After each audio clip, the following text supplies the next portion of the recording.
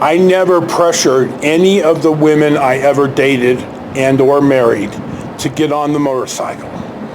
What I told them was, do not ask me to not ride because I'm not going to. So my first wife, the she-devil, I never got on it. And in my 20s, I really didn't date because I'm a social misfit. And then when I met Marie, I had the Sabre. And so I broached it with her, and she showed some interest. And I explained to her, it's not quite the most comfortable bike, but it'll be okay. We won't ride all day. And I gave her the spiel of, they're very dangerous, and I am not going to show off and scare you. We're going to have a nice, safe ride, but you got to understand that these are dangerous, and we could not only just die, but we could have a horrible, life-changing injury.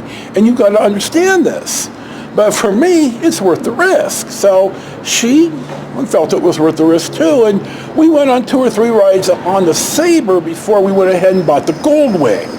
The 87 Honda GL 1200 Goldwing, which we rode for a number of years. Anyway, we were coming up I-5 right before the 585 split, and there's a rest stop right there, and it's kind of dark out by now.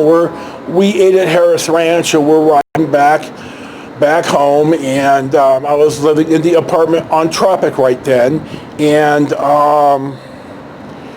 we stop at the rest stop, and this lady comes up, and I swear to God, it was just like Mrs.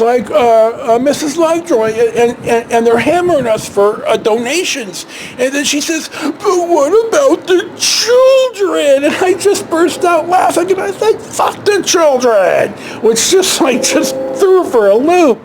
And I apologized to Marie afterwards, because she wasn't quite used to that kind of language. I mean, certainly working at the sheriff's office cured her of that in about a week, but and she said, I just hate being harassed for money. So just a little blurb about Mrs. Lovejoy types and mooches, which I can't stand. So thank you for watching Storytime with Joe, and there you go.